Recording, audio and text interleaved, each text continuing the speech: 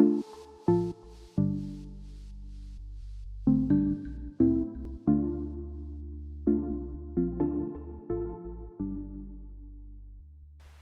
everybody, welcome back to another Flight Time video with me, Andy. Hope you're all doing well amongst this weird corona times. But today I've got another video for you, and we're going to be doing the Duracell shrimp. Again, another great pattern for autumn and winter. And I'm going to start off by the hook. This is a Troutline E320 in a number 12. And to start us off, we're going to use some of the Vineyard adhesive lead foil. That's a little bit too thin, let me just trim that off. So we'll start at the base, and we're just going to work this adhesive lead foil forward. Again, just stop maybe 2mm shy of the eye, and then for our next wrap, come up a wrap from where you started and stop about a wrap short. And then for your last one, again, start a wrap up. I've done this quite thick on this one, I don't know why I did it, cut it so thick. And then stop again a wrap short.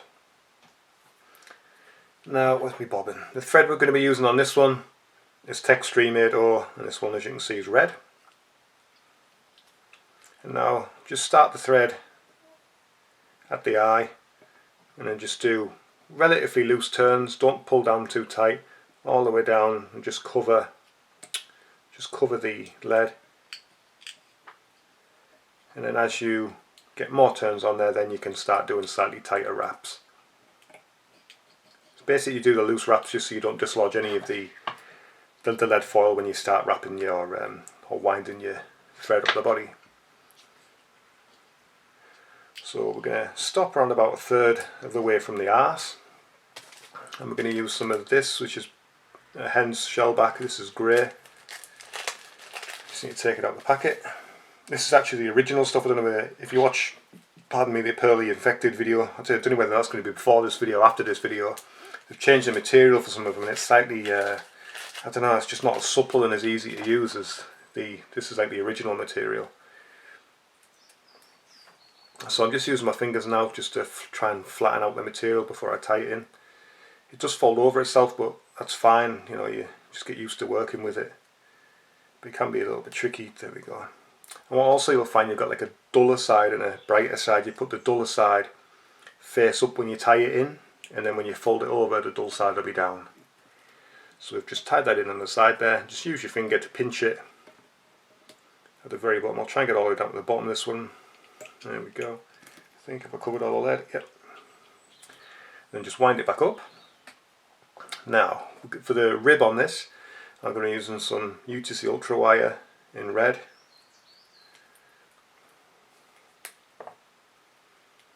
I'm just going to tie this in on the side. Actually going to wind forward just to cover it, and then wind back down, and then I'm going to come just a little bit up the shank, and you'll see why in a minute. So now we're going to tie in our body. So like the original Duracell fly, we're going to use some Ice Dub UV Brown. And it looks great. It's a cool colour, this. I love the colour of it. Just try to make sure you guys can see that fly nicely. So it doesn't dub that easy. So what I like to do is I like to put a little bit on it first. Then what I'll do is I'll take my thread, do a few wraps, and then it'll cinch in at the bottom. Because it doesn't really dub that easy onto your thread. So I like to just dub it like a little bit at a time. Then that way I don't get too much bulk of it onto my thread. So I'm just going to dub small amounts at a time.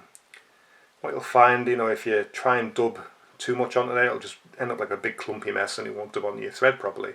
So this is like a good way to make sure it dubs. So just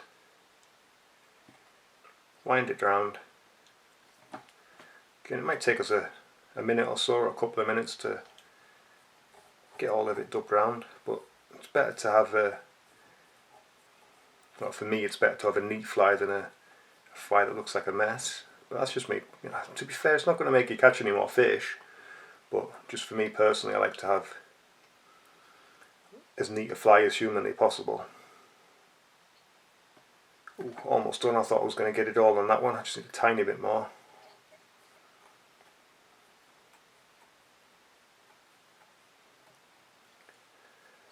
And this way you're going to get a neater body.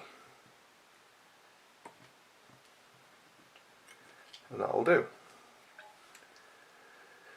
Now for my own peace of mind, just to make sure the thread doesn't slip, I'm just going to grab my whip finish tool and just do one turn just over there, just over the front, just before I then get my shell back. As you can see, this one lovely, like folds lovely over the body because the material is really supple and soft. And now I'm just going to pull that over and tighten down. I'll just pull tight and just do a few turns. And then I'm just going to lift it up and just do a whip finish in front. Come in with my scissors and just then trim off. Now all that's left, well not all, but now what we need to do is you start your wire at the back, and then here what I do is I do very slightly bigger turns on each wrap, and that way you get your taper of your shrimp. You get that lovely kind of segmented thing where it gets smaller and then bigger all the way up. As I said though, the fish probably don't care, but I just like the way it looks, so I do that for myself. I'm the same as a lot of you guys watching these videos. I'm fully self-taught. Some of the things I do probably aren't traditional and probably aren't exactly what maybe the Fly Tyers Guild would do to get in there, but the most important thing is that this fly is going to catch fish and it's going to last. So now we're just going to grab our whip finish tool, do quite a few. I'm going to do a few turns. I'm almost doing the whip finish as a way to build my head. So there we go. So there's our red head. Now what I like to do on mine, I actually like to get a little bit of black marker pen. Just come over the head.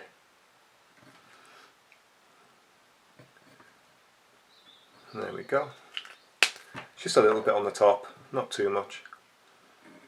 And then I also like to grab my dubbing brush. Now I'm just going to check to make sure, I've almost done this perfect, and use a tiny weeny ½ millimeter. There we go. I like to just get my dubbing brush and just pull out a few of these fibres.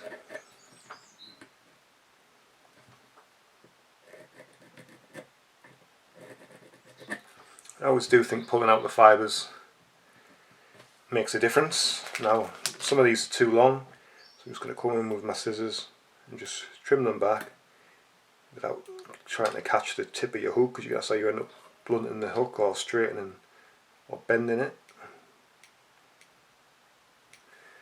There we go. So just trim them nicely off.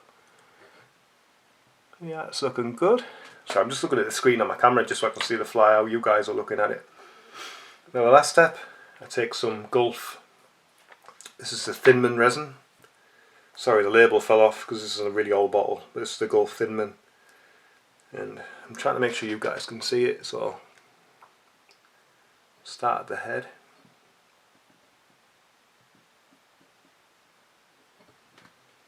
Sorry, I've got to turn the vise just to spread this on. I've got no choice, but you're just putting a thin layer all the way around.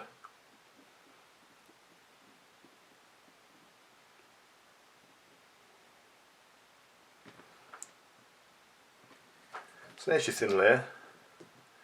Now I'm just going to give that 5-10 seconds or so, just so it can basically the resin can sink in and fall down the side slightly. And then once I think it's done that, I'm going to come in with my UV torch.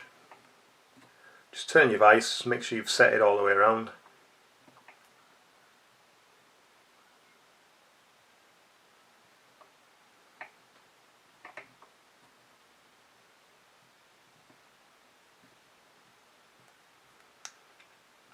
Looks great under a UV torch, I think. Just the way it kind of polishes it off, it looks lovely. And then last but not least, I always grab some varnish. And I just brush over the whole fly, just with the varnish. You don't have to do this, it's just me personally. I don't know, for me personally, OCD or whatever, I like to do this. And just brush that over. So there you have it, there is the Duracell shrimp, and there goes my pro marker on the floor. Really good pattern, I get autumn, winter, really good. So thank you very much for watching, and hopefully I'll see you on the next video.